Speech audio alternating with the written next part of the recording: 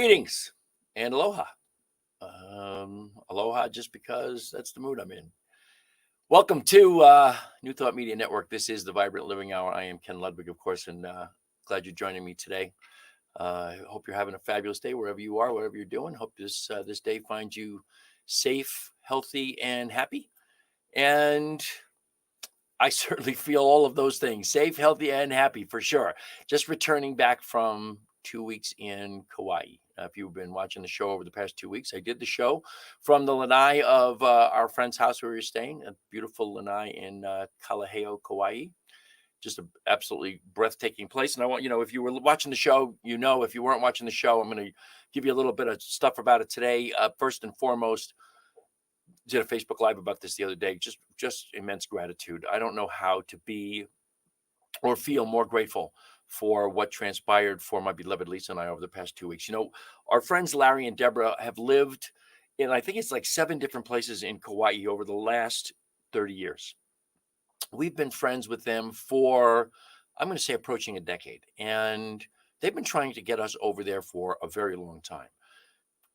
Coercing us, coaxing us, incentivizing us, just whatever they could do to get us over there. And at one point they left the island permanently, and they said, you missed your chance.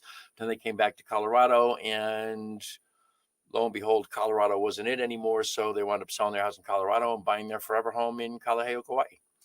And they finally kept, asking, and eventually we managed to pull the trigger. And I think I told the story that my beloved Lisa was in travel for 20 years. And Deborah and Larry are the two hosts, are friends. Deborah she's a real finagler of miles and airfares and that kind of stuff. She's really good at it. And Lisa and she got on the phone, and they just did this amazing thing with the airfare. And everybody I've told about this said, wow, that's just extraordinary. But the airfare was just maybe, the airfare was less than $900 for 2 people round trip. Phenomenal. And then we stayed at their house, at Larry and Deborah's house in Kalaheo. And it's a beautiful, beautiful house. And we kind of had our own personal space up in the second floor, 2 bedrooms, a bathroom, and an office up there. So we just pretty much had our own kind of suite, if you will. They also gave us pretty much unlimited use of their brand new 4-door Jeep pickup, which, by the way, I think it's a relatively new model. I think it's only like 2 years old, maybe the 2020 and 2021. What a great vehicle. Although I kept joking, there's no place on the island where you go more than 50 miles an hour. And those are rare. You spend a lot of time going 25, 30, 35, 40, and 45. And that is it. And 45 is rare. You spend a lot of time doing 25 and 35. So you'll never know if that thing does 60 miles an hour and stays on the road. But anyway, it does really good under 50. And that was what they presented us with for our vacation. And it was just extraordinary, and such immense gratitude to the 2 of them, Larry and Deborah, for your incredible generosity and hospitality. It was truly off the charts. Also, great gratitude for the island of Kauai and for the Hawaiian Islands in general. I've never been to any other one. This was my first trip to Hawaii. It was also my first 2-week vacation of my entire life that I recall. And just everyone who I talked to about going to Kauai said it was the most beautiful island. And I have no points of reference other than to tell you, I ain't going to argue that point with anybody because it was truly extraordinary. Beauty everywhere. You don't have enough eyes to see all the beauty. Every place you turn, 360 degrees, there's always something more gorgeous to look at. We went on a kayak trip up the Waimea River, and we saw the I forgot the name of the falls. Might have been the Waimea Falls, but that was an hour hike into the jungle and then back out again. We swam in the little pool underneath the falls. We kayaked there for 2.5 miles, I think it was, or 2.5 hours, 2 hours, so whatever it was. And then we kayaked back, and it was just fabulous. It was so extraordinary, beautiful, such immense plant life. The plant life on Kauai, anyway, 90% of the plant life there is indigenous, meaning it's been there primarily as long as anyone can figure out. Very cool, very beautiful.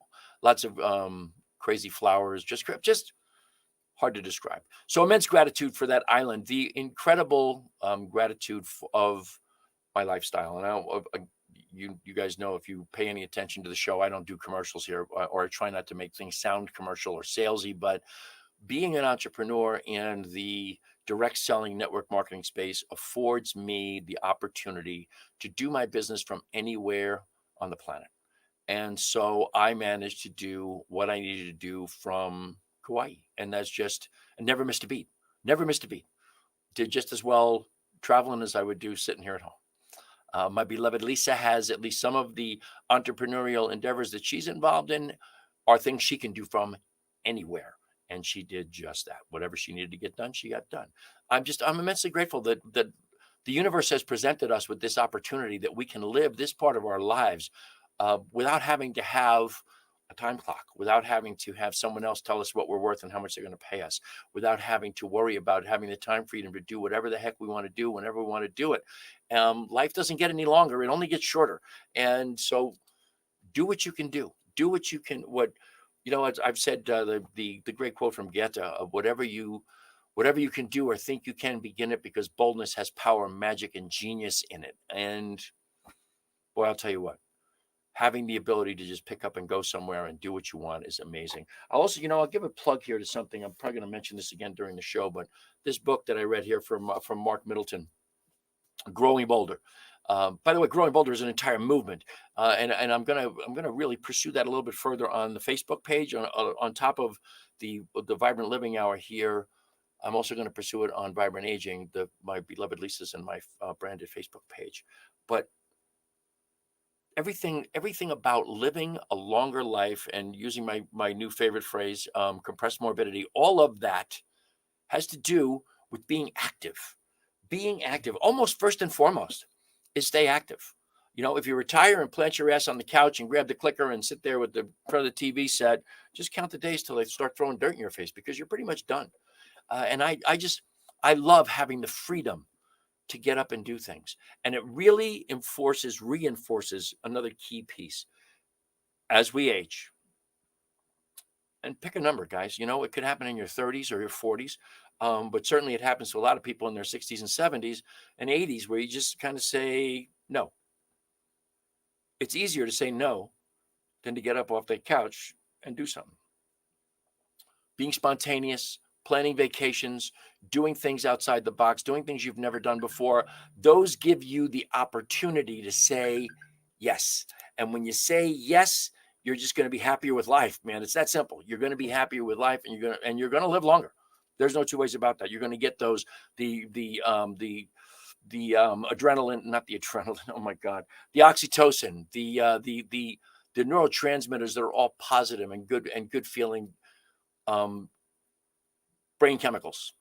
And boy, that's really funny. Sometimes words that and use all the time just go right out of your head, and it'll come to me eventually.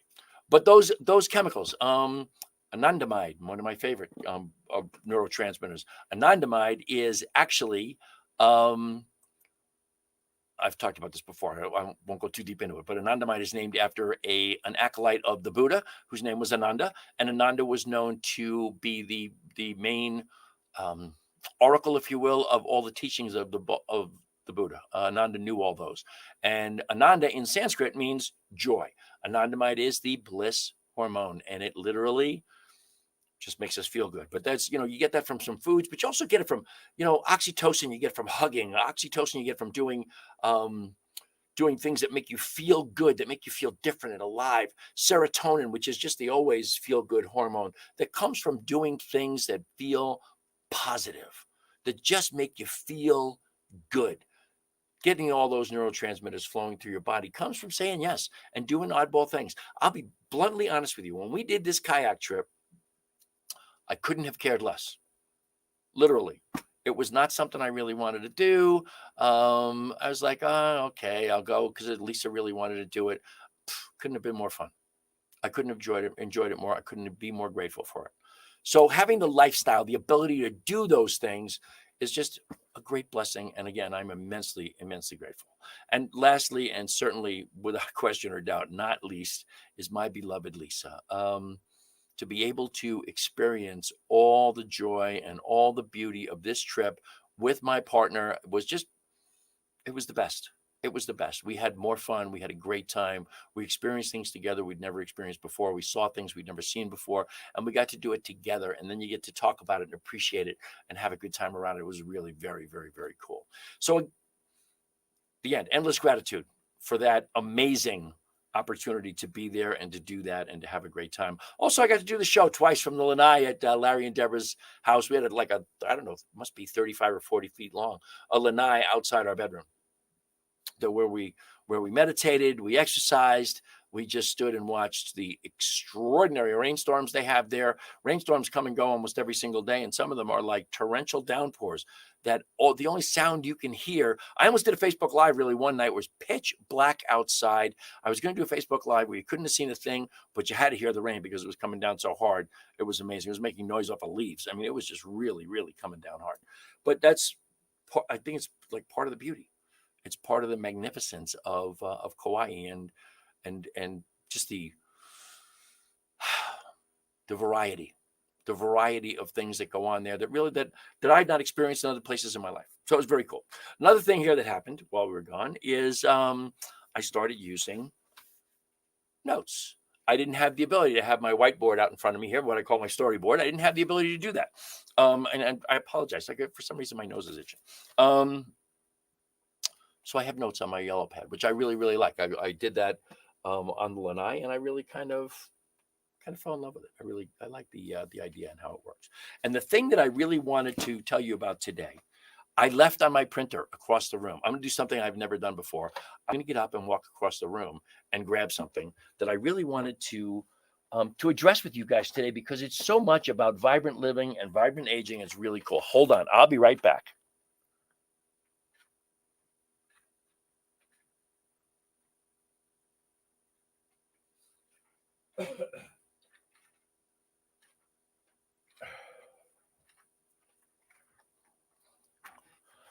That wasn't so bad, was it? I'm back. By the way, before I get going on this, I wanted to show you guys something. I don't know if you've noticed this or not, but I've got a new piece of jewelry on. This thing, I don't know. I hope you can see this. Can you see that? Looks pretty clear to me. That's called a Hawaiian fish hook. It is carved out of seashell. And my understanding is this was actually what they used as a fish hook before there was metal to make fish hooks on Kauai, which is just, I mean, it's incredibly beautiful. You can't see the beauty of how it shimmers like a seashell, but it's so gorgeous and so intricate. It's even got the little, what do you call it? The word out of my head. The little spine on the hook that actually catches in the fish's mouth and brings it in. So it's really very cool. And it was a gift from my friend Larry. Just like he needed to give me any more. Like he hadn't given me enough just with all the things that we got while we were there. But while we were there, a word came through from him. The word is kapuna. It's Kupuna. And basically it means grandparent or elder. But I mentioned it on another show. I really felt like there was more to it, because like so many other cultures, like so many native cultures, if you will, indigenous type cultures, there's a different feeling around aging than there is in the United States. The United States is really very unique in most of the world. Not too many other places treat their elders like like it's a disease. Like growing old is a disease. Like it's a decline. Like it's the beginning of the end, or it is the end. Like you're done. We store them in nursing homes. They don't. Indigenous cultures don't have nursing homes. But we store our elders. We put them in hospice. We do a lot of people in end of life. So that's not a good piece. But we put them in the hospital. We put them in assisted living. We put them in mental care where their faculties are declining. We put them just all kinds of places where we store our older people, as opposed to valuing them. In our spiritual community at Mile High Church, there's a group called the Wisdom Keepers, which my beloved Lisa facilitates once in a while. She did it a lot when she was actually working in the prayer and care center there, but now she still participates with it. The Wisdom Keepers are people over 55, basically. So not anybody who's considered, quotes, old to get in there, but they are the keepers of the wisdom of life. Like people who are 25, 30 years old, never, ever, ever lived in a world without the internet. They never lived in a world where the most exciting invention in telephone communications was the 25-foot cord that you put on the dial phone that was hanging up on the wall in the kitchen. That was our phone. So I know what I'm talking about. They never experienced those things. They'll never know those things. They'll never know about a world before the jet engine. They'll never know about a world where people traveled by horseback or by train. My parents experienced people riding horses in the city in Brooklyn, New York. They experienced trolley cars in New York City. Those are things that these younger people don't know anything about. And you read in history books, and of course, let's not go there. We know that our history is, I'm going to use the word whitewashed all the time. And as far as history goes, and I mean it with all the puns that could be intended to it and all the demeaning thoughts that would go with it, our history is whitewashed. And that's a whole nother workshop, kids, but I'm not going to go there. But we know our history is, the history we read in the books is not what transpired. We know that. But when we talk to the elders, when you talk to people who maybe are older people of color, who perhaps their parents or grandparents were slaves, and they have that experience, that knowledge, that wisdom that we never learned about in school. Or maybe an older Black person who was around in 1920, boy, what was it, 9, when Black Wall Street in Oklahoma City was bombed and firebombed and bombed, and people were shot and killed. That's not in the history books. So many things are not there, and quite honestly, a whole lot of stuff in my lifetime, the civil rights movement, that's not there. There's not a whole lot of stuff around the atrocities of the Vietnam War. That's not in the history books. But those things all come from wisdom keepers. They come from these people who tell stories. And in other cultures, for many millennia, that is how the stories of the people were told. From the elders, from the wisdom keepers, or from the kapuna. The kapuna, Kupuna, I think I said, is the Hawaiian word. And it simply means grandparent. But I wanted to dig a little deeper because it just seems to me that there was something to it. And here's what I came away with. This is prepared. I'm going to say this name, and I'm probably going to get it 60% right. A fella's name was, and I'm assuming it was a fella. It could very well have been a woman. Kahi Kahealani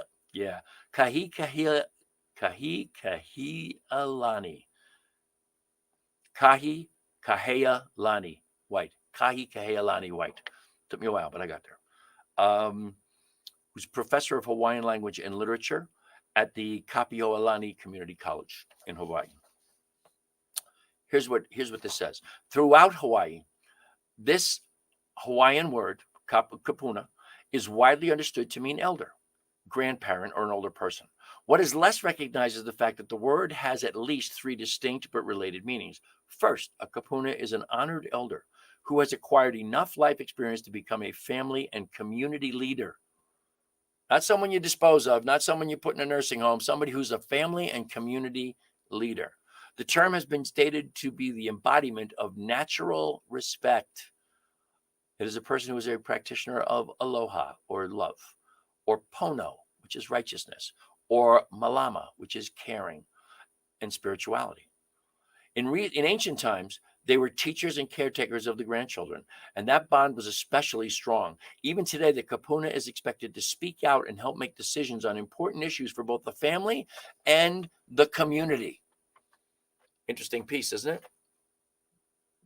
I find that extraordinary, that really this is the elders are looked upon to help make decisions for the family and the community, which is just, indigenous peoples have so much on us. It's incredible.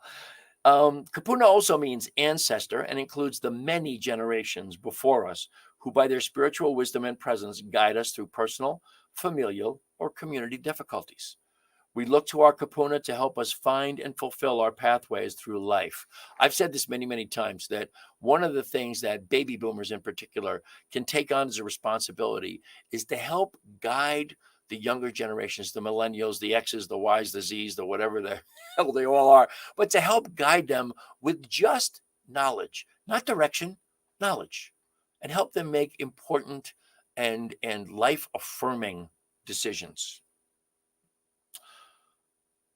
Included among our kapuna are the family guardian spirits, or the aumakua, who take physical shape, for example, sometimes take physical shape in the form of a hanu, or a turtle, a mano, which is a shark, or a pueo, which is an owl, to come and visit, to warn, and to communicate with us. Finally, kapuna means the source, the starting point of the process of growth. This meaning is related to the notion that our direct forebears and those of the distant past remain living treasures who continue to help us grow in numerous ways.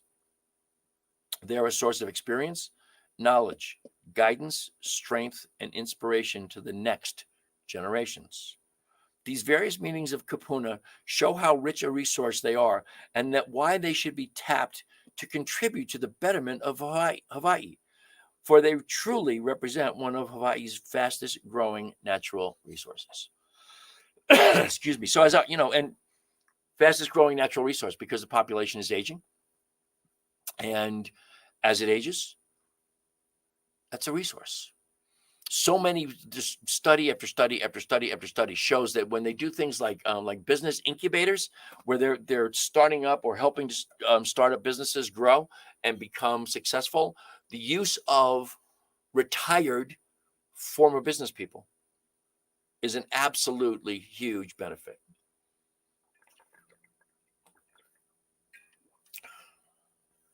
In intentional communities where you have a mixture of all age groups, the relationship between the elders and the children is monumentally important in the growth of the children and their emotional maturity.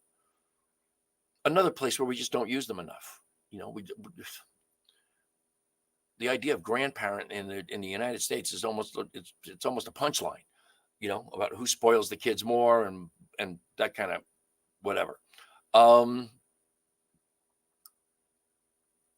There's another example I had there, but in my head around the elders with the youngsters. Oh, I took a group of teenagers 2 years in a row when I was teaching in the teen church at Mile High Church, when I was teaching metaphysics on a Sunday. Twice we took a group of teenagers, I don't know, maybe 8 to 10. We took them to a couple of nursing homes at Christmas time, and the kids sang Christmas carols. I don't even know how to describe the difference in the people who were the occupants of these nursing homes, the difference that it made for them to have these young people come in and sing Christmas carols to them. There is great wisdom there. There is great maturity there. It's a great resource, as the what I read said about the kapuna. It is an incredible growing natural resource that is limitless, and in this country remains largely untapped. But I thought it was interesting. I'm going to explore in future shows here, because this show is about vibrant living. Vibrant living and vibrant aging are the same thing, just different ways of describing the exact same. If you're having a vibrant life, you will age vibrantly. If you have lived vibrantly, you will have a vibrant aging. I mean, they're the same thing. Like the old song, Love and Marriage, right? You can't have one without the other. Not so true about love and marriage, but 100% true about life, living and aging. I'm going to explore deeper into indigenous peoples and how their cultures have treated the elderly. So just to give you an example of, maybe this is something where you'll get an idea of, wow, maybe I haven't been honoring those who came before me as much as I should. Maybe I haven't given them enough attention. Maybe I haven't paid enough attention to their wisdom. And maybe it'll give somebody an idea. Maybe it'll help you who are listening to the show spread it to your children or whatever. But I'm going to dig deeper into the indigenous cultures and how they have treated their elders and how they respect them and what their names for them are. Because I find the idea of Kapuna and the fact that it's not just an elder person, it is a wisdom keeper. I think that's extraordinary. And I think that's worth pursuing. It's knowledge that we should all have. It's knowledge that we should be using to help promote vibrant community life. Hi, Cheryl. I'm so thrilled to see you, a faithful listener, my buddy Cheryl McDaniel. Hi, good to have you with me. And I'm back just stopping back for the American way with growing bolder. Okay, our method, our outlook, our philosophy around our wisdom keepers, our older people, is simply the reverse of the Kapuna. It is something to be avoided. It is something to be it's something just avoided is a good word, but it's really something. It's something to just try and not have happen. You can't not age. All the anti-aging products in the world give a very, very, very false sense of security because there is no such thing. There are things that might make you look younger, but that's not anti-aging. You be anti-aging all you want. Aging doesn't care because it's going to happen anyway. Life happens. Human life is a terminal condition, always. How you respond is the difference maker. Are you going to be proactive? Are you going to say yes? Are you going to enjoy what you're doing? Are you going to enjoy life? Are you going to put business aside? It's another piece of the American way. We work longer hours. We work harder. We take fewer vacation days, less time off than any other population on the planet. Why? It's really, really amazing to me that we continue to live in this world where the majority of us, not me because I'm an entrepreneur, but the majority of us work for someone else.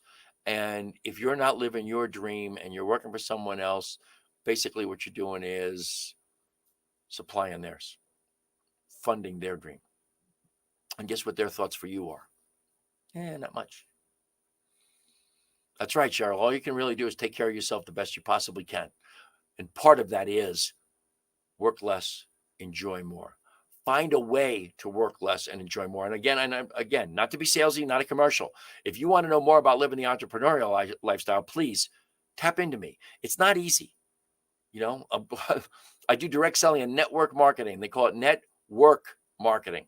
It's not net sign up and get rich marketing, no matter what anybody tells you and how much BS they feed you around that. It's work. But it's work where you get to decide who you're going to work with, when you're going to work, and how much you're going to do. And when you're going to get to take time off. Doesn't get any better than that. But speaking of which, this is two things I have trouble doing on an airplane. I don't sleep and I don't read very well on an airplane. But for some reason, going to Hawaii, I really, really, really got to read. And I've said this before. I love to read. I have great reading comprehension, but I am a painfully slow reader, and I always have been. Even in my mid-20s, I took a speed reading course, and it just didn't work for me. It just didn't take. I tried it, and I didn't like it. It just didn't. I don't know. I don't remember the mechanics of it, but whatever it was like, I'm not reading the book. It doesn't work. But on the way to Kauai, I read a book by one of the two owners of one of the companies that I represent. And the company is My Daily Choice, and it is a fabulous company, and I really, really love it. And the woman's name is Jenna Zweigel, and she just wrote this book, Breaking All the Rules. And I read the whole book on the way to Kauai. Now, that may sound like a big deal to some of you, but just to put a little perspective on it, it's like a 110-page book, and it was a 5.5-hour trip. So I don't get too excited. But I read the book. And I loved it. And I've not read a lot of these kinds of books around my industry. I have read ones that have been highly recommended to me. I've read ones that have been written by people that I know and respect, and all the ones I've read have been really, really good. This one is right up there with really, really, really good. So I want you to know that if you're in the network marketing or direct selling space, that's a great way to go, is to read Jenna Zweigel's book, Breaking All the Rules. So where was I going next? I meant to have the book here with me and I don't. I have a small book that I wrote affirmations in. I started writing them 2 years ago in that book. When the first one affirmations I wrote in there came from Louise Hay while I was waiting in the airport, or I was waiting on might have been waiting on our ship, our barge, whatever you want to call it, that was going to take us on the Danube River cruise that we went on a couple of years ago. And I started writing affirmations in there, and I wrote a few, and I have about 6 pages of affirmations that I read every day. And then I have 6 sheets of 8.5 by 11s of printed affirmations that are also part of my prayer work every single day. Excuse me. And for years and years and years, I thought affirmations were kind of superfluous. That they didn't do much. They didn't accomplish a whole lot. I really kind of avoided them or stopped doing them for the longest time. But what happened over the course of the many, many years of studying metaphysics and studying neuroscience, came to understand that anything we repeatedly do is something that becomes wired in our brain as a habit. And so I started doing the affirmation thing again. Now, these affirmations I do every morning, I really, truly love these. And I started to take note of something that I was kind of doing them out of habit. I was doing them almost for rote, although I don't recite them like I know them by heart, even though some of them I do. I read them every single day. By the way, my own personalized version of the Optimist Creed is one of them. I think I've told you that before. I love that I've turned that into a great big affirmation just for me personally. But what I've discovered is that over time, repeating affirmations over and over again really does create new neurocircuitry in your brain and actually does manifest as a new reality. It takes time. And I've said, before that lots of people say it happens in God's time. My question was always, what the hell is God's time? Well, God's time to me is what you desire manifests in your life at the exact perfect time when you couldn't possibly be more grateful for the manifestation. That's how it works for me. And what I noticed while Lisa and I were in Kauai was that we continually manifested great circumstances. When we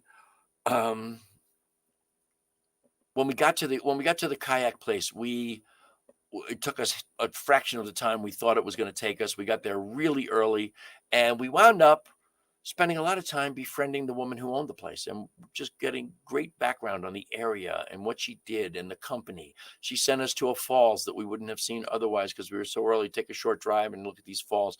Things like that manifested. We went to places where we just simple things. We went to Costco to get gas. Okay. The one morning I went to Costco, there's like a line. I don't know what they got, 10 pumps, maybe 12 pumps. And there's a line, 5, 6, 7, 8 cars deep at every pump. One day I pulled in, third car in line. Every other one around me had 5 and 6 cars. The next time I went for gas, there was nobody at one pump. And I just pulled right up and got gas. Little things like that.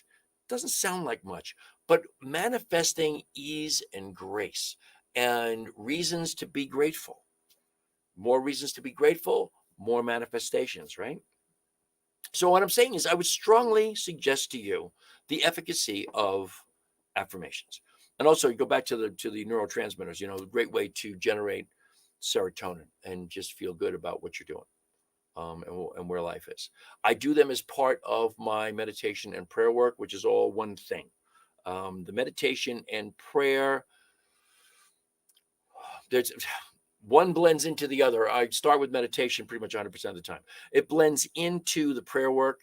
The prayer work comes sometimes sooner, sometimes later, and sometimes a little meditation afterwards. Sometimes there's none. Sometimes I'm done when I'm done with the prayer work. But I go right from those two things into my affirmations, and that is the end of the actual mental, emotional, and spiritual piece of my daily practice.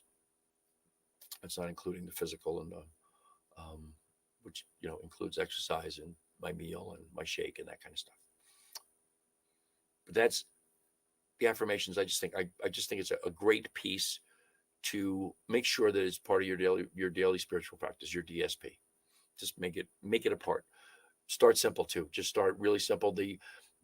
write down all the affirmations you want to write down, but I have always believed that the best affirmations are one of two, either ones that really, really resonate with you, really make you feel strongly around the sentiment, the emotion of that affirmation, or better still, ones you write yourself.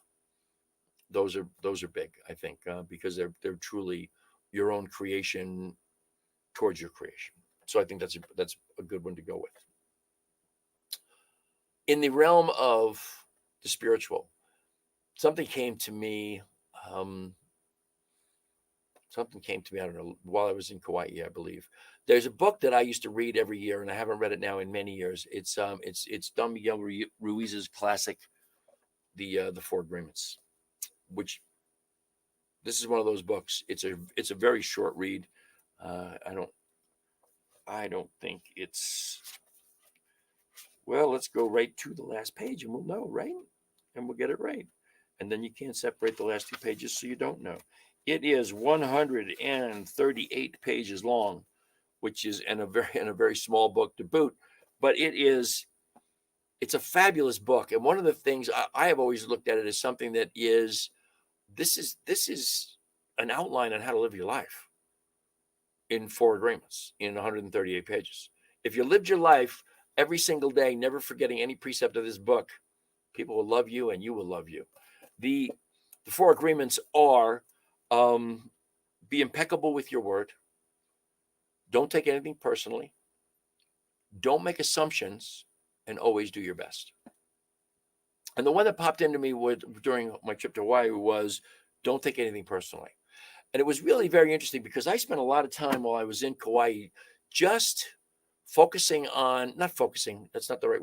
noticing my tendency to judge.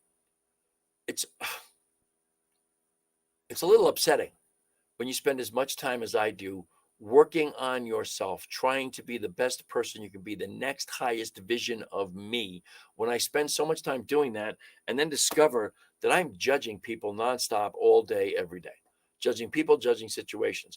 And I know I've spoken before about it's interesting to be in Hawaii and practice a little Ho'oponopono because it came into play all the time. And it helped me really deal with don't take anything personally. Every time someone does something that makes me respond with a feeling of what kind of a jerk they are, that's just judgment on my part. I don't know what they're going through. I don't know what their life is. I don't know why they just did what they just did. And I started to embrace 2 things, Ho'oponopono and another one, and I can't remember where I heard this, but it was just recently. I hope that makes them happy. I hope they're enjoying what they're doing. And to mean it sincerely, not to say it sarcastically, because it sarcastically comes instantly to me. It's like second nature, sarcasm, but not say it that way. I hope they're happy doing that. I hope that makes them feel better, and just mean it from the heart.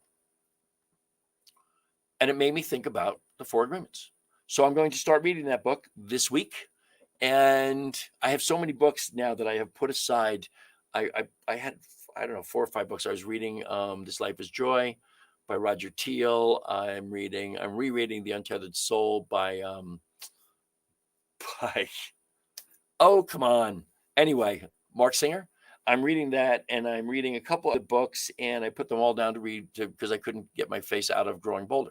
And now I'm going to wind up doing the exact same thing with the 4 agreements. Even though I did finish Jenna Zwegel's book, I'm just getting ready to start this classic. I think I held this up or said something about it last week. Can you see that? It's just weird though. The light is reflecting off the white of the book, but it is, there you go.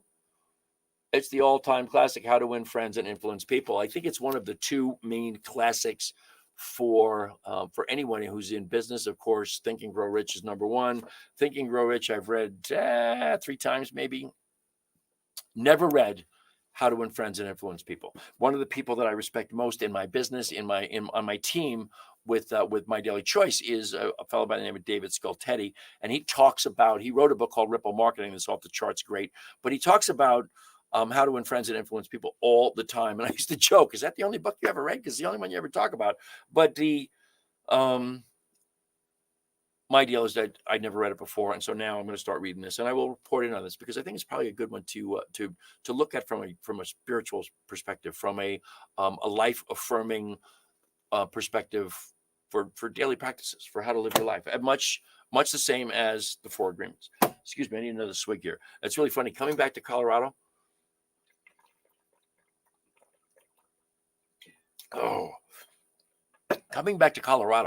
I am really immensely clear on how dry it is here compared to Hawaii. And actually, the humidity here today, where's my phone? My phone's right here. The humidity here today, this morning when I looked, it was like 77%, which with no rain in the forecast is insane. But now it's 32. And 32% for Colorado in the summertime is a pretty high humidity because we're used to 10, 15. But it's so dry here compared to Hawaii, which is always 70, 80% humidity all the time. And I can feel it in my throat. I can feel it in my sinuses. I can just feel the difference. And it's not, it's really not, it's not better and it's not pleasant, because it was much nicer when everything was moistened, if you will, by the humidity. Excuse me. I did want to tell you the story of coming home. This is going there. We were really, both of us were recovered like in 24 hours, 48 hours at the most. We were like, okay, time changes don't mean anything. Part of that was because we hit the ground running. We got there on Tuesday afternoon. We didn't do anything on Tuesday, but starting Wednesday, we just went nonstop for the next, whatever it was, 4 or 5 days. Our friend Deborah she was running us ragged, just seeing all kinds of great sights. It was amazing. But coming home, today's Thursday. It's 3:40 something Mountain Time. And I got out of bed at 7:30 this morning, 7 o'clock this morning, which is pretty, I'm sorry, that's not true. I got out of bed at 6:30 this morning, which is, that's a normal time. Anytime between 5:30 and 7 o'clock, I'm going to get out of bed, depending on how I feel any given day. I don't really have to set an alarm very much anymore. So I got up this morning at 6:30. But here's what transpired prior to that, the 48 hours prior to it. I got up in Hawaii, Aloha time, at 6:30 in the morning on Tuesday. Today's Thursday. So this was 2 days ago. And we did some stuff early. We got a little packing done. Then we went out and we went to the beach and we went to visit the North Shore, and that was not a thing. So we went to a different beach and had lunch, a beach we'd not been to. We had lunch there, did a little sightseeing around that area. Then we came back to the house. We had an ice cream, our final ice cream before we left. And we came back to the house and we packed and off to the airport at about 5 minutes to 8. Had a less than stellar experience at the airport. Let me just put it that way. Okay. The Lahui airport in Kauai is, it's never going to be my favorite airport. It was always had like a third world feel to it. Alaska Airlines had 3 kiosks to self-check-in. Every single one of them had the big screen said out of order. So they had 3 agents on duty, and the line was a little longer than an hour just to check our bags. It's a whole nightmare I won't go into. But we got on a plane at 10:30. It took off on time at 10:30 Aloha. Okay. It got into Seattle at 7 o'clock Pacific time. Our outbound flight was in the gate right next to it. So that was pretty convenient. It was out at 7:45. It was also on time. It landed in Denver at Denver International Airport. This is Wednesday morning now. Of course, it landed at, I want to say it was a little after 10. We had a friend pick us up. We stopped for coffee. We were dying to have a cup of coffee because there's with only 45 minutes between flights, we couldn't get coffee during the layover. And of course, if you ever had a coffee in an airplane, you know how satisfying that is. I had a couple of cups and it was like, okay. We stopped for coffee at a Ziggy's, a favorite Ziggy spot that we have right around Highway 85 and 104th Avenue. We stop up there at this little hidden Ziggy's and got a nice cup of coffee, which kind of woke us both up a little bit. So we got home and we managed to unpack. And we got home about 12:30, I think. We managed to get totally unpacked. We both felt spent. So there was no option but a Papa Murphy's pizza for dinner. We ate the pizza and we were in bed at 7 o'clock last night. So, but we had been up since 6:30 Aloha Tuesday till 7 o'clock Mountain on Wednesday. You can do the 4-hour time change thing all by yourself and figure that out. I haven't done an all-nighter like that since a long time ago, and there was probably some kind of substance involved that was probably illegal. But beyond that, it's amazing what 11 and a half hours in bed will do for you, because it was from 7 last night to 6:30 this morning. I feel pretty darn good, actually, after 11 hours in the sack. But that was an interesting part of the journey, was to do the time, man. So I also talked about, I wanted to say this. I wanted to tell you this because this is important. Before I left, you guys know I did a 9-day cleanse, and it was actually an 11-day cleanse. I shortened to 9, and it was kind of a hybrid of different things that I've used over the years, different things that I've coached people through. If you know me, you know that I've been coaching people through nutritional cleansing and weight loss protocols for over a decade. And so I have this hybrid that I did just for me. And it really worked really, really, really well. So I was very pleased with myself. I lost 9 pounds. And I lost 9 pounds. It was actually quite visible around my middle. It was even more visible when I put on my jeans. That made a big deal. So now I'm going on vacation. I'm going to a place like Hawaii, which is just, God only knows the different food that you can have all over the islands and blah, blah, blah. Lisa and I ate really well. We ate some real treats. We had ice cream like 3 times, I think. We had different kinds of treats. Interestingly, we got like Hawaiian style treats at Costco, if you can believe that. And they were really, really, really good. But we made a shake every single day to start the day. And we made it with lots and lots and lots of fruit, lots of blueberries, acai, always a half an avocado, some days a half a banana. What other things? There are all kinds of things that went in our shake that we make every single day from the products that we buy, but also that I merchandise, that I sell. And we ate, other than that, we had some kind of lunch every day. We had roll-ups. We had different things every day. We had a nice dinner every night, and we had pizza once. Just the one time that we had pizza. We had a really, really nice dinner at a very fancy restaurant. We took Larry and Deborah to. That was just a wonderful dinner. But we ate. I did not deprive myself at all, but I was really conscious of not eating crap. Now, I haven't weighed myself since I got back, but I can tell you that not only did my jeans fit better when I left, but my jeans fit better than that coming home. That's a big deal. And it really does come down to something I've been arguing with myself about, because as I've grown older, your metabolism slows down a little bit, and you want to live the same life, and you've got the things that you love. You want to continue to eat them. And guess what? No, you just can't. In too many instances, you just can't eat the same stuff. You just can't.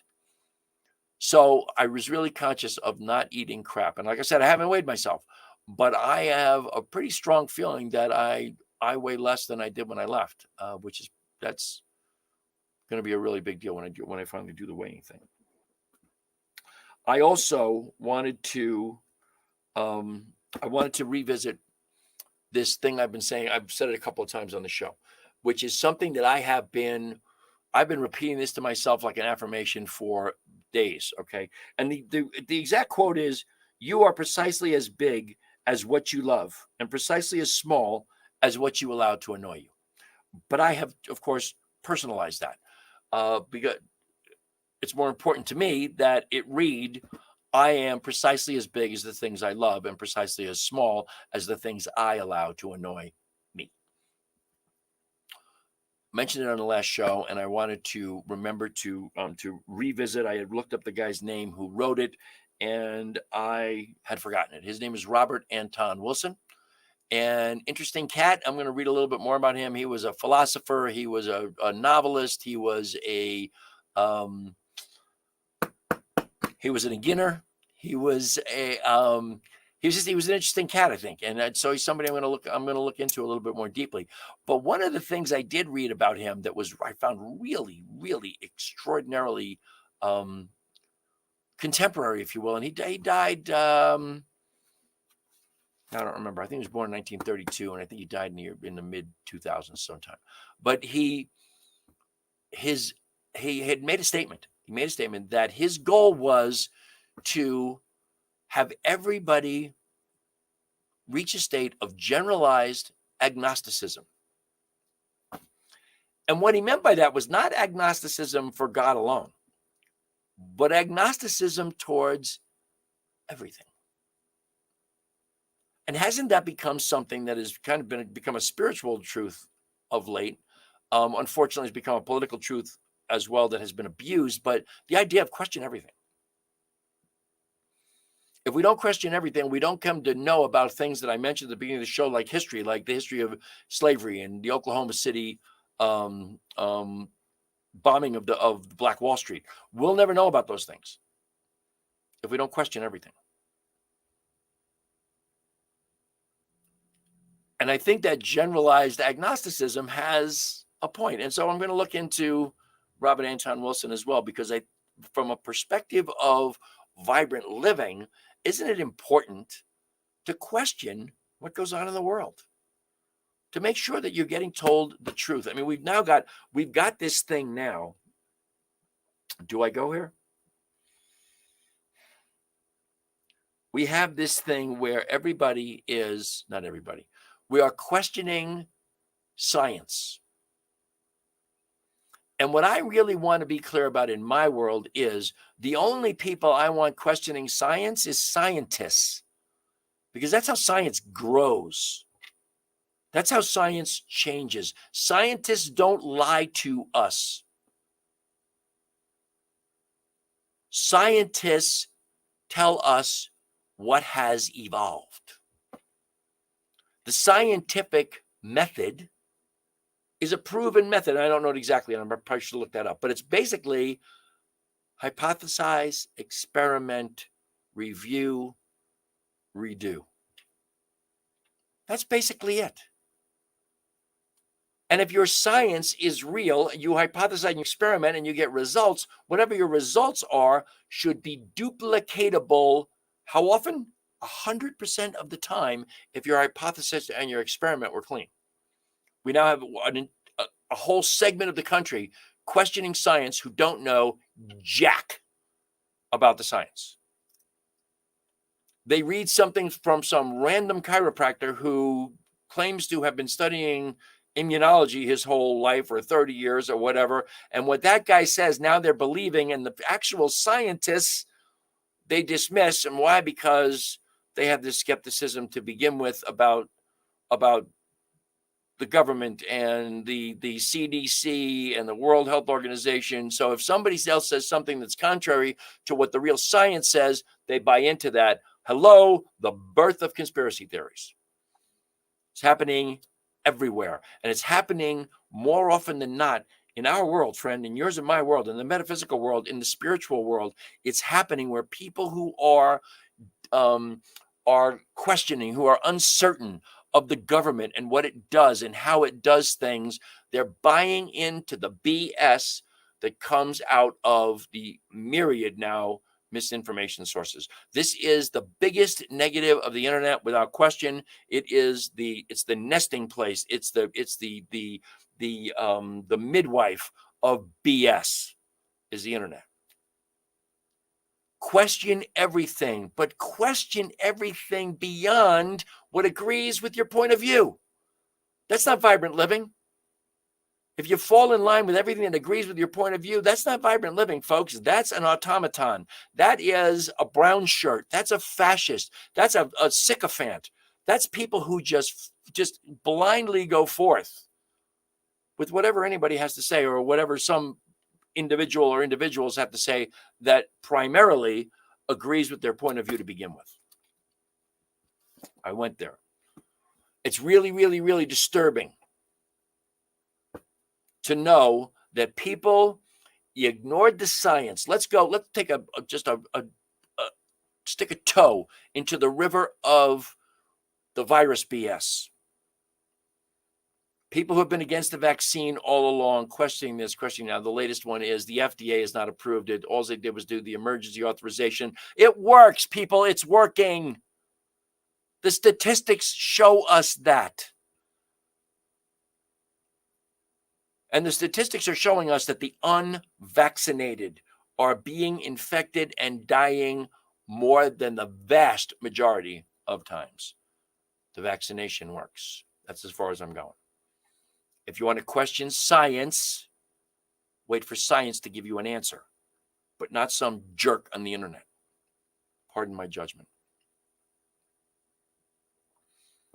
And as I think about those jerks, I'm just simply going to say ho'oponopono to them and all like them. And Cheryl says, like we were still in 1722. Absolutely the truth. I mean, some of these people are.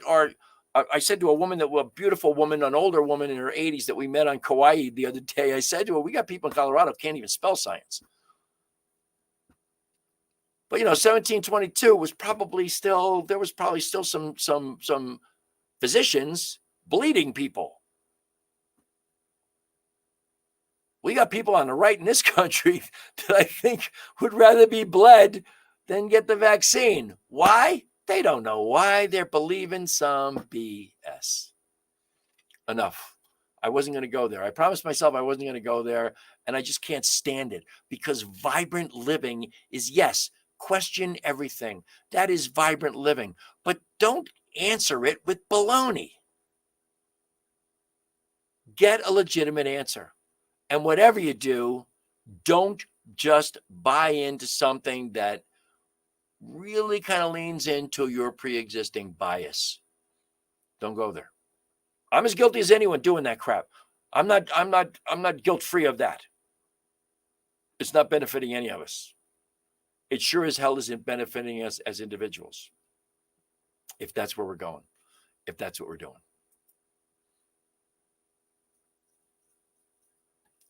Anyway, if you like the New Thought Media Network, if you like what you're doing, if you like the entertainment, if you like this exchange, and I hope it's an exchange, if you're listening to me now or if you come back to me on the archives and watch on the replay, please send me your suggestions, your questions, your thoughts. What do you want to have me cover on Vibrant Aging? I'm here and I'm willing. I'll pretty much cover anything you want me to cover. But if you like us, we're a nonprofit organization. We survive on the generosity of others. You go to newthoughtmedia.org, ntmedia.org, and click on donate. And we'll be thrilled to take whatever you have to give us. Whatever it is, we will be grateful. If you're looking to contact me, send me an email. teamrocketnow@gmail.com. You can always go visit our Facebook page, facebook.com/vibrantaging, or just, I don't know why it's saying, that's so funny.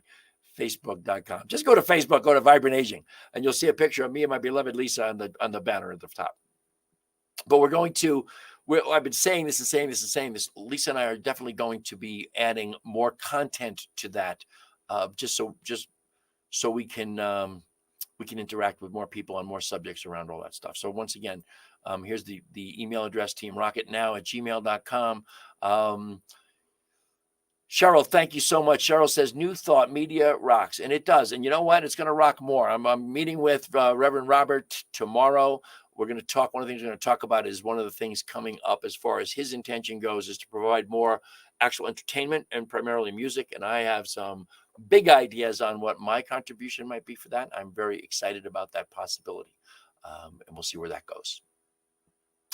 And for anybody who is, again, interested in anything I have to present or talk about, send me an email, hit me up on Facebook, whatever it is. I would love to address your subjects that you would like to hear more about. That would be very big for me. So that's about all I have for you today. As always, I am just immensely grateful for the incredible gift of your time and your attention. I'm so glad that you spend the time with me. I thank you very, very much. I wish you all the love and blessings that the universe has to offer. And I hope you will join me next Thursday at 3:00 Mountain Time, or go to any of the Facebook pages that I announced this on, Making It Out Alive, Vibrant Aging, Coach Ken, or my Ken Ludwig page. It's always also on the New Thought Media page, and it's on YouTube, on my YouTube channel, Ken Ludwig, my YouTube channel. And just go and have a look at any one of those. I'm grateful for your attention. So I hope you will check that out. Join me next week. Until next time, thank you. Namaste. Oh, you know what? And my final aloha.